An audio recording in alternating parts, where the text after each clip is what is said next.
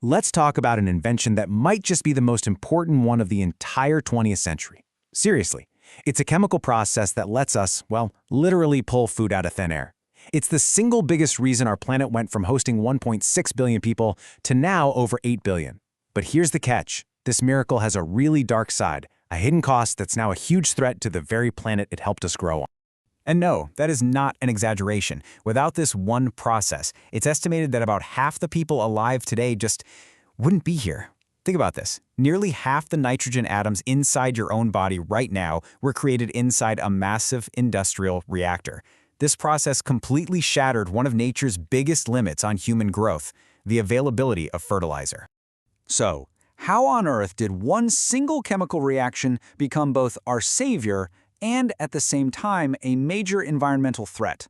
Well, that's the paradox we're diving into. First up, let's get a handle on the breakthrough that made all of this possible in the first place. To really understand just how big of a deal this was, we have to rewind the clock more than 100 years. Humanity was staring down a massive crisis. We were basically running out of ways to fertilize our crops and feed a world that just kept growing. Before 1900, farming was totally at the mercy of natural fertilizers. And I'm talking about things like giant piles of bird droppings, called guano, and nitrates that had to be mined out of deserts. These were limited resources. Then, in 1908, a chemist named Fritz Haber did what everyone thought was impossible. He figured out how to snatch nitrogen right out of the air and force it to react with hydrogen. Just a few years after that, an engineer named Bosch figured out how to take Haber's little lab experiment and scale it up for massive industrial production. The sheer scale of this change was just immense. The world went from depending on these very specific, finite mines in places like Chile to being able to create basically limitless fertilizer anywhere. And this didn't just mean more food. It completely turned global economies upside down. The entire Chilean nitrate industry, which was the backbone of their economy, just collapsed.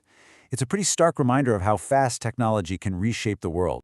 So how does this chemical magic trick actually work? I mean, to make ammonia, you need nitrogen and hydrogen. Simple enough, right? But getting them to actually combine, well, that's incredibly difficult, and it's the reason you need such insane conditions to make it happen. You know, the air we're all breathing right now is almost 80% nitrogen, so it's everywhere. The problem is, it exists as two nitrogen atoms, locked together by this incredibly powerful triple bond. It's one of the most stable molecules there is. For a plant, all that nitrogen in the air is like a treasure chest that's locked tight. The Haber-Bosch process, that's the key. And the secret to that key is something called a catalyst. The easiest way to think of it is as a sort of chemical matchmaker.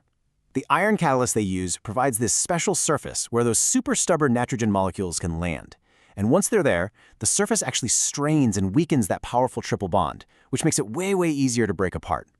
Without this catalyst, the reaction would be practically impossible on any meaningful scale. Okay, let's break this down. The catalyst is basically a workbench.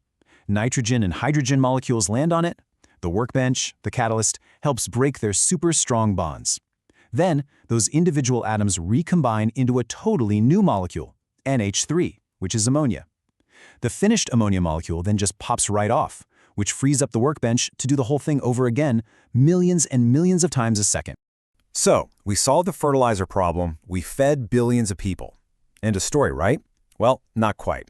See, running this process on a global scale, using all that crazy heat and pressure, it created a whole new set of crises. This, right here, is the paradox of progress. Okay, let this number sink in for a second. To force this reaction to happen, you need brutal heat and pressure.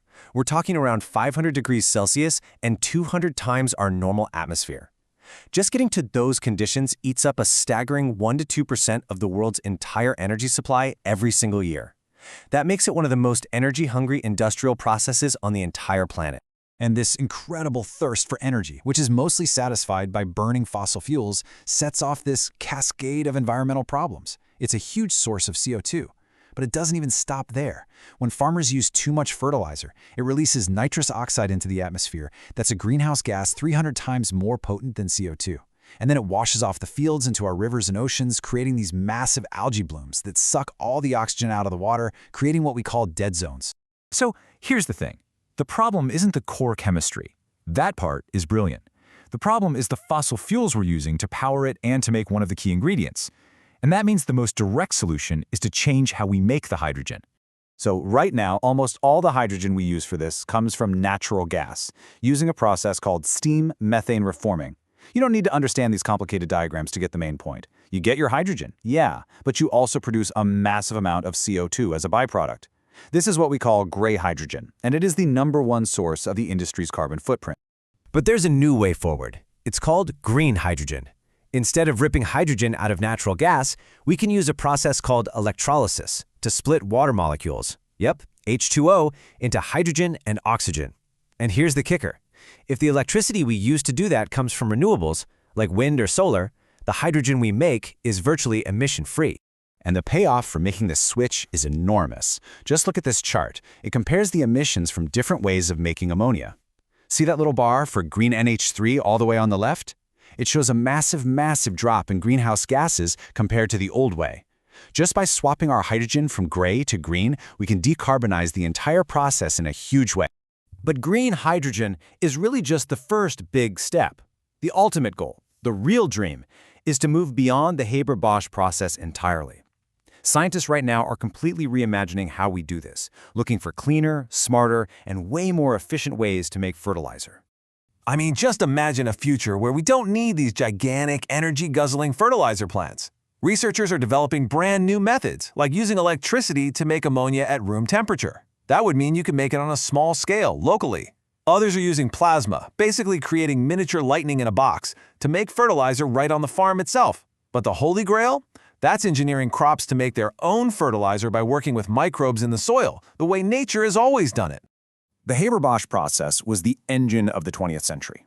It was a monumental achievement that allowed billions of us to exist, but its legacy is this tangled paradox of life and environmental devastation.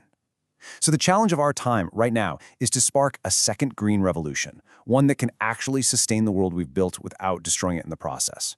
The first invention pulled food from the air. The next one has to do it without costing us the earth.